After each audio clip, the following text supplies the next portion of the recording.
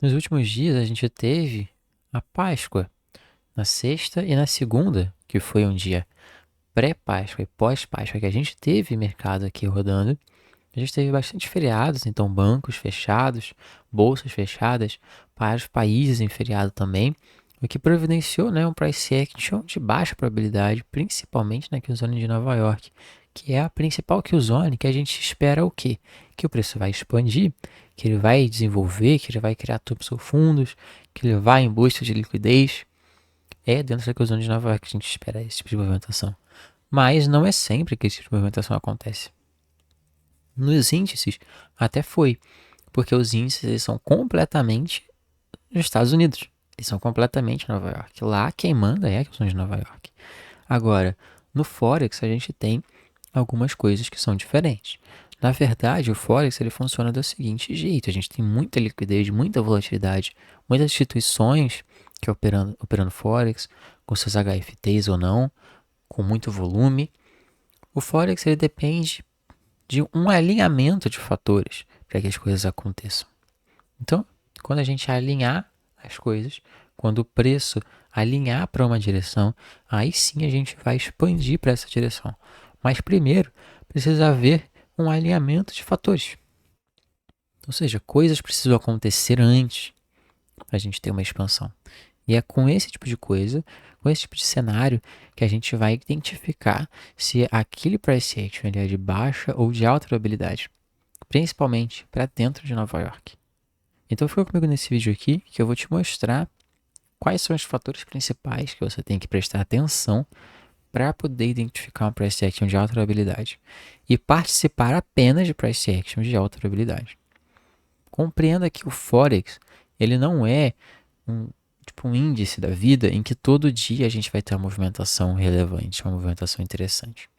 Não, é bem pelo contrário. Os ativos de Forex, de commodities, a gente sempre vai ter um alinhamento antes das coisas acontecerem. Você precisa ter um operacional que vai te guiar durante esses alinhamentos, para que você não se perca, não faça operações à toa. E também que durante as expansões, ou previamente às expansões, te dê operações para que você consiga capturar esses movimentos de expansão e capitalizar em cima deles, que são os mais fáceis de você operar. Não faz sentido você querer operar movimentos de baixa probabilidade, sabendo como encontrar de altas probabilidades. É algo lógico, algo racional. E que vocês vão compreender nesse vídeo aqui. É só ficar aqui comigo. Então vai lá pegar a sua aguinha, seu caderno, para anotar as coisas importantes. E vamos lá para a aula.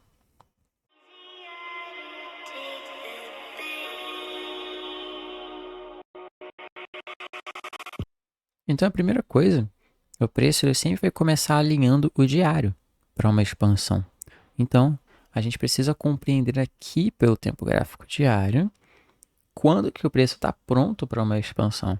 A gente teve uma expansão na segunda-feira, que foi na Ásia. Isso torna Nova York de baixa probabilidade, porque a gente espera que Nova York vai expandir. Então, quando a Ásia ou Londres expande, Nova York já se torna um price action mais difícil, mais complicado. Então, fiquem já com essa informação na cabeça. Mas a gente precisa ter um alinhamento antes, nos tempos gráficos maiores, ou seja, aqui, principalmente no diário, para depois a gente descer os tempos gráficos, a gente ver de fato a movimentação acontecendo dentro da janela de tempo da Qzone de Nova York, que é de 7 às 10. Então, numa janela de 3 horas. 3 candles de uma hora expandindo. É isso que a gente quer ver. Mas a gente precisa ter primeiro um alinhamento aqui no diário para quais dias isso pode acontecer. Porque vocês precisam concordar comigo que se todo dia o preço expandisse, a gente ia ter um price action muito louco, né? A gente ia, cara, ter um monte de movimentação gigante, o preço ia variar muito. Não ia ser saudável a gente ter expansões todos os dias. E não é assim que funciona o preço, tá? A gente não tem como expandir todo dia, principalmente quando a gente separa em um ambiente no qual a gente tira uma semana, por exemplo. Não tem como a gente ter 5 dias de expansão em sequência. Então vão existir dias durante a semana que obrigatoriamente vão ser de baixa probabilidade, tá? Aí você fala, pô, Couto, mas teve dia, pá, teve semana que expandiu tudo, foi só subida. Mas você pode ver que teve dias que foram candles menores, mas com price action mais difícil, tempo gráfico menor, onde setups de baixa probabilidade aconteceram, tá? Então, sempre vai ter durante a semana. O seu objetivo é filtrar esses contextos ruins e operar nos contextos bons. Tá? Então aqui no diário, o que a gente está procurando aqui no diário exatamente para a gente ter um alinhamento? Bom, para a gente operar intradiário, a gente está procurando o seguinte: primeira coisa, um drawn liquidity e segundo, um key level. Essas são as duas coisas que a gente vai estar procurando no tempo gráfico maior, no diário e nos 60 minutos. O gráfico de 60 minutos, que é o de uma hora, né? Ele é um complemento do de uma hora, porque a gente vai conseguir, pelo gráfico de 60 minutos, dividir o candle diário em detalhes menores, em detalhes mais plausíveis, mais palpáveis para a gente poder analisar, ok? Então a gente vai começar pelo diário, depois por 60 minutos. Aqui no diário, o que a gente tem que achar? Bom, um bias, um viés, né? Assim como eu já comentei. E seguinte, como é que a gente vai fazer isso? Em relação a semanas anteriores e a semana atual. Como ela está se comportando, aonde que ela está indo. Isso é muito importante. Então, vamos olhar a semana passada aqui. A semana passada a gente iniciou essa segunda-feira aqui, deixou no candle de baixa, fechou uma Fair Value Gap aqui, certo? Depois o preço na terça vem, deixa a mínima da semana dentro dessa Fair Value Gap, a quarta expande para cima. Então, olha só, a partir daqui, né, a gente tem um cenário já alinhado. A gente teve uma primeira expansão. Então, lá no tempo gráfico menor, por exemplo, a gente teria aqui um modelo de reversão, aqui na terça-feira, tá? Aqui embaixo. E a quarta expandiu. Poderia ser uma oportunidade. A gente teria coisas alinhadas. A gente teria liquidez aqui, a gente teria Fair Value Gap, a gente teria um modelo. Primeira expansão aconteceu. Segunda expansão foi aqui na segunda-feira, não foi dentro de Nova York, foi dentro da Ásia, como eu já comentei. Mas a gente alinhou as coisas novamente para que essa expansão acontecesse aqui na alta, ou seja, seguindo um movimento mais fluido, né? Olha o desenvolvimento dos candles negativos, baixa desenvoltura, e o desenvolvimento dos candles positivos, né? Candles grandes, candles expansivos. Então faz mais sentido a gente querer operar seguindo o order flow de alta. Okay, então esse é o primeiro passo também, né? Outra coisa importante. E o alinhamento aqui para a segunda foi justamente a gente ter mais liquidez aqui sendo gerada nos topos. A gente tem, olha só, o preço, né? Respeitando aqui esses candles agora como order block de alta e alinhando para cima, apontando para cima aqui. Ou seja, segunda-feira expandiu. Tá? Durante a Ásia foi um movimento muito lindo que aconteceu em vários ativos. Foi uma baita oportunidade. E hoje na terça-feira, o que a gente tem para terça-feira?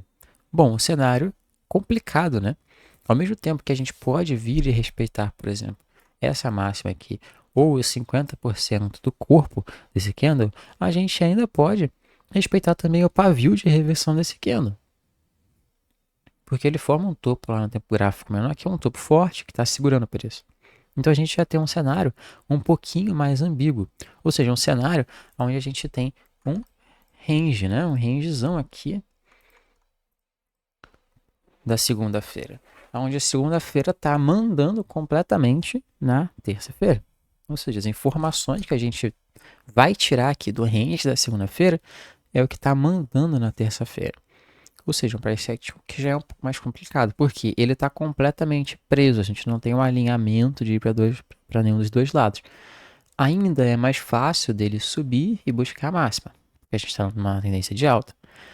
Assim, né, como é muito difícil, concordem comigo, a gente vê um candlezão gigantesco vindo até essa mínima aqui embaixo, só hoje na terça-feira. Então a gente também não está alinhado o suficiente para descer. Então olha só, um cenário mais ambíguo que a gente está tendo aqui, que nos gera algo de baixa probabilidade. Porque qualquer coisa que a gente for tentar fazer aqui, a gente vai estar caçando topo ou fundo em um price action onde é bem imprevisível. Tá, mas vamos lá, vamos descer para um gráfico menor agora. Eu já estou aqui, o gráfico de 60 minutos agora, de uma hora. Olha só como é o price action aqui de lado, né? A gente já iniciou a terça-feira ali, fazendo uma pequena movimentação de alta, agora a gente está querendo desenvolver para baixo, mas é uma movimentação difícil. Isso a gente vai observar melhor também lá no gráfico de 15 minutos. Mas a gente tem um range lateral aqui de lado, tá vendo? E agora a gente está tentando expandir aqui para baixo um pouquinho.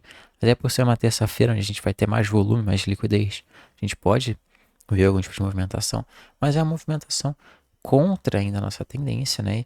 E onde a gente vai ter uma movimentação difícil, porque a gente não tem nada para buscar aqui dentro desse range da segunda-feira na parte de baixo. A gente só tem, cara, vela sem pavio embaixo. Ó, isso aqui não tem pavio, não tem pavio. Isso aqui tem pouquíssimo pavio. Isso aqui só tem um paviozinho de nada. Aqui embaixo tem um paviozinho maior. Mas aqui embaixo, a própria abertura da semana não tem pavio nenhum. Ou seja, é um price action difícil, né? O preço, ele deve encontrar resistência para descer. Ok? E aqui em cima também a gente tem um price action, digamos, de resistência. Porque a gente tem um topo aqui, que é um topo de intermediate term high, um topo dentro de uma Killzone ainda, de longe, um topo realmente forte, né, que empurrou o preço para baixo, que está empurrando o preço para baixo. Então agora, aqui no meio do nada, é complicado de eu fazer alguma coisa, de eu assumir alguma posição. Isso torna a Killzone de Nova York de baixa habilidade. Esse tipo de fator. Tá? Então, se você conseguiu extrair as informações desse vídeo até aqui, você já compreendeu ao menos aí 4 coisas que fazem o preço ser de baixa probabilidade. Vamos descer mais um tempo gráfico agora por 15 minutos, onde a gente vai ver a movimentação da H1, só que com um pouco mais de profundidade.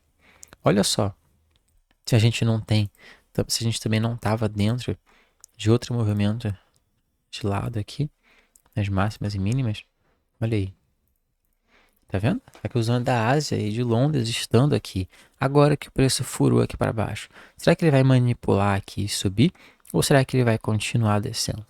Ou seja, é difícil, né? De dizer. É um price action complicado da gente navegar por aqui. Então, nesses tipos de dia, nesse tipo de situação, o mais aconselhado é simplesmente não operar. Ah, Couto, mas eu queria operar, ele parece estar legal, parece estar bonito price action, tudo mais.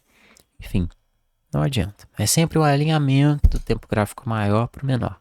Se eu vou lá no tempo gráfico maior e não vejo nada bonito, não tem por que descer. Se eu vejo algo bonito no tempo gráfico maior, mas aqui no menor não tá bonito, está uma porcaria, também não adianta nada, tá? Então é uma narrativa e um bias que precisam ser cumpridos para que tenha algum tipo de operação relevante. Qual é o fator que eu comentei aqui para vocês que pode ser que a gente tenha algum tipo de volatilidade maior, que possa gerar talvez um scalperzinho aqui pra gente no minuto, no 3 minutos? É o Open de 9,5, tá? Então aqui na frente, 9,5, esse Open aqui pode gerar pra gente alguma coisa, ok? Então falta 1 hora ainda para isso acontecer, mas quem sabe a partir daqui a gente não gere algum tipo de narrativa de alta ou de baixa, e aí a gente vê se tem concordância ou não